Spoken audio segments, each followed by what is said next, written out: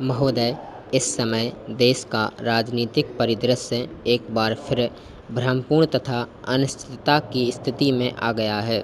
कोई भी नहीं जानता कि राष्ट्रीय स्तर पर निकट भविष्य में सत्ता का स्वरूप क्या होगा। वर्तमान सरकार तो हर हालत में जाने वाली ही है। कौन सी नई सरकार आएगी, उसका स्वरूप व उसकी शक्ति क्या होगी, जैसी बातें तथा प्रश्न लोगों को परेशान कर रहे हैं। इन प्रश्नों के उत्तर भी उतने ही अस्पष्ट हैं। यह आशंका भी सभी के मन में है कि आने वाला समय कहीं अति अनिश्चितता वाला ना हो, क्योंकि जब भी देश में राजनीतिक अस्थिरता होती है तो आम आदमी ही सर्वाधिक पीड़ा भोगता है। अर्थव्यवस्था कुप्रभावित होती है तथा कानून व्यवस्था चरमराने लगती है। ऐसा नहीं है कि इस समय देश में कानून व्यवस्था बहुत अच्छी है, लेकिन अनिश्चितता की स्थिति में तो वह और भी बिगड़ेगी। जब भी राजनीतिज्ञ आँख मिचौली या चोर सिपाही का खेल खेलने लगते हैं तो लोग स्थितियों से त्रस्त होकर यह प्रतीक्षा करने को विवश होने लगते हैं कि कभी तो अच्छे दिन आएंगे, जो कि कभी भी जल्दी नहीं आते हैं। आधारभूत प्रश्न यह नहीं है कि कौन शासन कर रहा है, बल्कि यह है कि जो लोग शासित हैं उनके साथ क्या कुछ हो रहा है या होने जा रहा है। आने वाले समय में राजनीतिक परिदृश्य यही होने वाला है। हमारे इस लेख का उद्देश्य राष्ट्रीय स्तर के घटनाक्रम का उल्लेख करना नहीं है। इस क्षेत्र में हमारी अपनी अनेक समस्याएं हैं।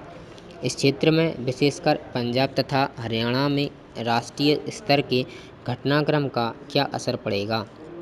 अभी तो यह बात स्पष्ट नहीं है कि आने वाले समय में स्थितियां क्या स्वरूप ग्रहण करेंगी, लेकिन यह अवश्य है कि केंद्रीय स्तर पर अस्थिरता का इस क्षेत्र पर भी प्रभाव पड़ेगा।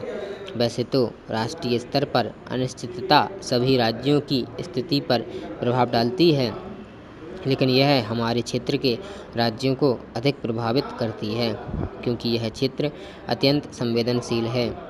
पंजाब, हरियाणा, हिमाचल प्रदेश तथा जम्मू कश्मीर सभी पाकिस्तान की सीमा के निकट हैं तथा इन राज्यों ने पिछले कई वर्षों में उग्रवाद का दौर रखा है।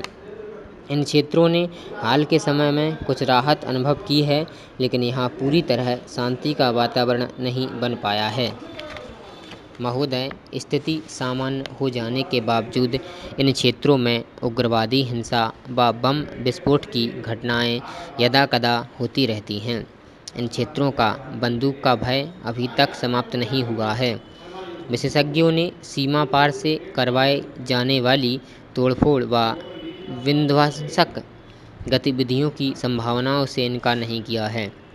पाकिस्तानी एजेंटों की घुसपैठ तथा हथियारों व विस्फोटकों का आना अभी तक रुक नहीं पाया है। गुप्तचर एजेंसियों से मिलने वाली रिपोर्ट चिंताजनक है। इस क्षेत्र में उग्रवाद पर अंकुश लगाने के प्रयासों को तीव्र गति देना अति आवश्यक है। सरकार व जनता को इस बात के प्रयास करने चाहिए कि क्षेत्र में उग्रवाद समाप्त हो और हम अपने द्रुत विकास की दिशा में आगे बढ़ सकें। इसके लिए देश में एक मजबूत व स्थिर केंद्र सरकार की आवश्यकता है। राज्य सरकारों को भी आर्थिक रूप से सुदृढ़ होना चाहिए तथा उन्हें केंद्र सरकार से पर्याप्त आर्थिक सहायता प्राप्त होनी चाहिए। यह तभी हो सकता है जबकि केंद्र सरकार की अपनी कोई समस्याएं ना हो तथा वह जनता के हित में अपना समय तथा संसाधनों का उपयोग कर सकें, लेकिन ऐसा होता हुआ नहीं दिखाई दे रहा है। अब लोगों में यह धारणा बनती जा रही है कि विभिन्न राजनीतिक हितों वाली पार्टियों के गठबंधन की सरकार का प्रयोग सफल नहीं हो पा रहा है तथा इसने जनहित के कार्य करना बंद कर दिया है।